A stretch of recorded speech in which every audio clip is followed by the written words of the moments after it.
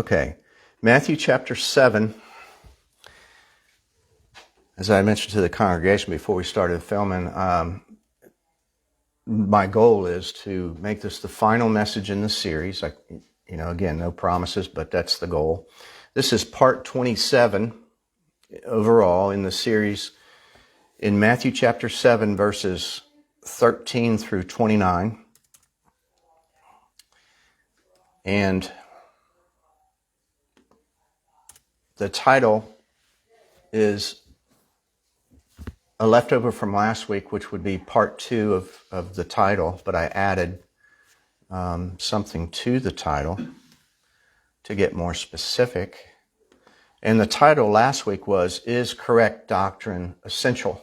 This week I'm adding, Is Correct Doctrine Essential in Salvation? So as not to be misunderstood.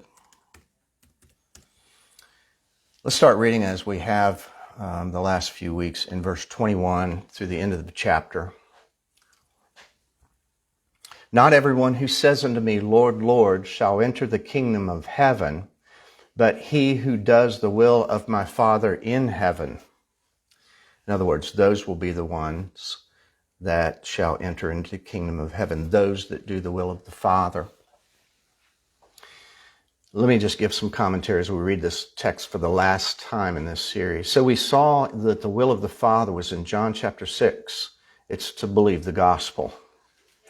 Many will say unto me in that day, Lord, Lord, did we not prophesy in your name, and through your name cast out demons, and through your name do many wonderful works? The word wonderful in the original is the same word power in Romans 1:16. The gospel is the power of God unto salvation. It's where we get the word dynamite from.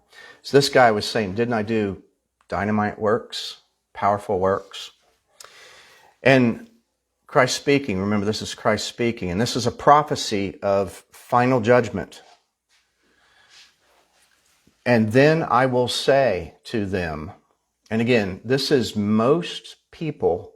We didn't read the verses before 21, but 13 through 20 indicate that the majority of people claiming to be Christians, who even call his name Lord, most of those are deceived, going through the wide gate that leads to destruction, and in the end, they'll be saying things just like this person is saying. Well, he had mentioned 3 layers of things as his plea to enter the kingdom. And Christ is like, that's not going to fly. And I will say unto them in that day, depart from me, those working, I never knew you, referring to a relationship term, which is directly tied to love. I never knew you. Depart from me, those working lawlessness. King James uses the word iniquity. It means lawlessness. Therefore, whoever hears these sayings of mine and does them, I will liken him unto a wise man who built his house upon a rock. And so far we've seen that this is talking about a sure and certain foundation. Christ is the rock, right? He is our gospel foundation. And he is, to the non-elect, a stone of stumbling, a rock of offense. But to God's people, he's the chief cornerstone of this rock foundation, of which the church is built on. And everyone who hears these sayings, verse 25, and the rain came down, and the floods came, and the winds blew and beat on that house, it did not fall, for it was founded on a rock. And everyone who hears these sayings of mine and does not do them shall be compared to a foolish man who built his house on the sand. The rains came down, the floods came, and the winds blew and beat on that house, and it fell, and great was its fall. And here's what we looked at last week, verse 28. And it happened when Jesus had ended these sayings that the people were astonished at his doctrine. or teaching. For because he taught them as one having authority and not as the scribes. So last week we looked primarily at verse 28. We mentioned that these people were astonished, which meant they were strikingly amazed at his teaching or doctrine.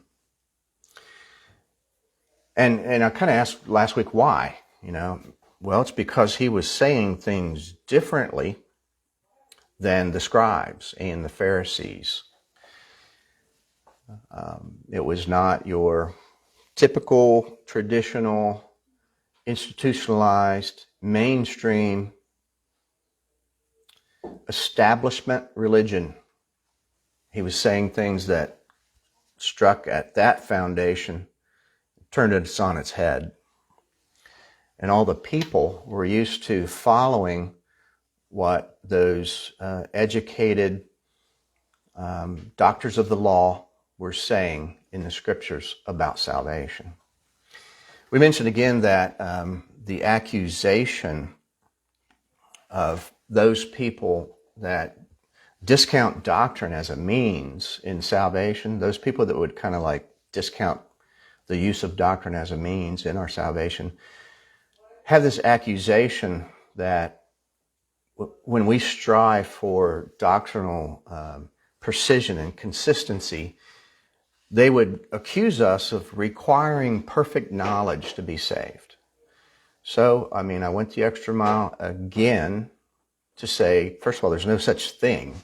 No human being that has ever been saved by grace has had or ever will have perfect knowledge of any or all doctrine.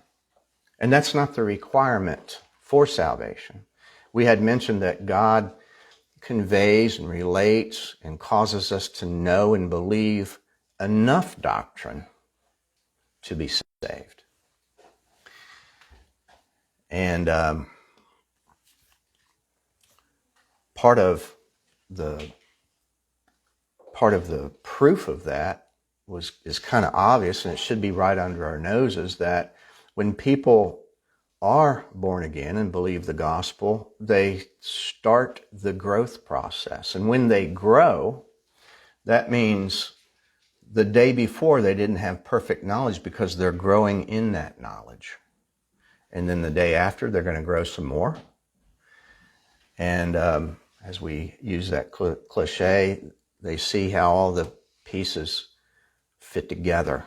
It makes more sense to them, and they get stronger in what they believe. They see the consistency and the congruency and the harmony as they compare Scripture with Scripture.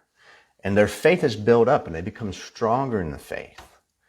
This is a growth process, which proves they never had perfect knowledge, nor they ever will, because you would hope and think that believers should continue to grow in the gospel that they claim they believe. So enough knowledge and essential knowledge, we always quote John 17:3. This is life eternal, that you may know him, the only true God, and Jesus Christ whom he has sent.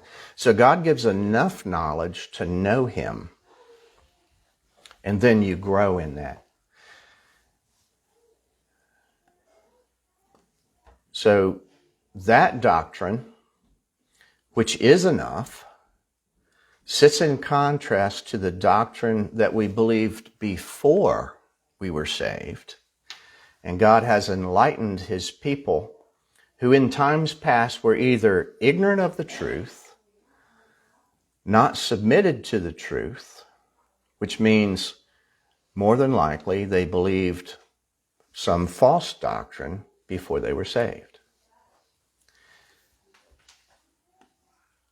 So that famous section and it's famous because in our congregation, I've made it famous by going to it so many times. I shouldn't say famous, it's just more familiar to you. I've worn it out over the years because it's important. Romans 10:1-3, about these Judaizers that were dabbling in trying to establish a righteousness by law keeping, they were ignorant of something. They had a zeal of God. They had a fervor. They had a sincerity. They had all kind of flurry of activity in their service to who they thought was God. But they were ignorant of God and His righteousness, and as a result, they were going about in their lives to try to establish a righteousness of their own through the law. So, ignorant of, not submitted to. Those are at least two things, if not both. People can be in that condition, in that state. So there is no growth while in the state of deadness. Right? In other words, we had mentioned before that, and are reminded that people don't start out in a lie as a baby Christian and then progressively grow into the truth. They have to start with the truth, and they can't grow until they have the truth. God gives them the truth, and they believe the truth. Then they can grow. You can't grow in death because you're dead. You're not even alive to start to grow. So just those elementary things we're reminded so we can continue to kind of hold a bunch of things in our minds and at the same time as we move forward.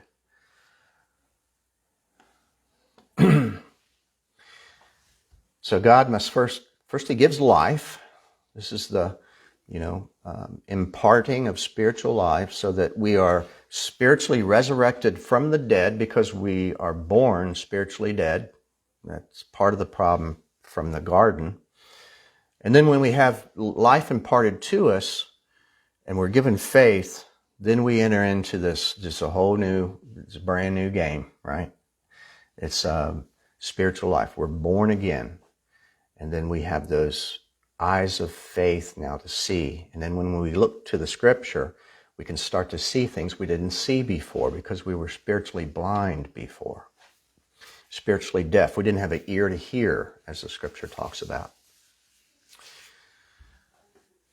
So it should be obvious by now that the case that the Scriptures make, and especially this series, that false doctrine is directly tied to deception. Right? So this is the problem, this person that Christ is talking about, this snapshot prophecy of what most so-called Christians are going to be saying. They're going to be saying it in their deception. They believed a lie all along and they didn't know it. And the idea that they didn't know it means they're deceived. That's what that means. So last week we started looking at things that were associated with the question whether or not doctrine or teaching is essential. I asked, essential for what? And I kind of indicated last week we're starting to talk about essential for salvation and growth. So we started out, I had a long list of, and I've kind of chiseled them down because I didn't want to run out of time this week, but had a long list of things I wanted us to think about in association with essential doctrine. And last week we just briefly, we could have gone crazy on these two things, faith and truth. We looked at faith and truth in association with doctrine and salvation. And one of the points I want to bring out in review of the Matthew series overall is this. I kind of mentioned this a few times. I've seen for decades, 3.5 decades, many times, a protest against doctrine being essential in salvation. I continue to see it on social media and conversations I have. And the complaint against this comes in the form of sort of a summation. When we consider this topic today, they'll say stuff like this. And it's kind of weird that in any conversation, it doesn't even have to be about Bible stuff. When people make a statement against any of you that say anything, it can be, I don't care, politics, food, sports. They'll say something that you didn't say. It's popular. We've done the same thing to people probably. But here's what they'll say. Doctrine does not save, Christ saves. Right? Now, I've never said doctrine saves. I've always said Christ saves. Christ alone saves. And when I say Christ alone, I'm not excluding the Father or the Spirit, but you get the idea. It's the merit of Christ alone.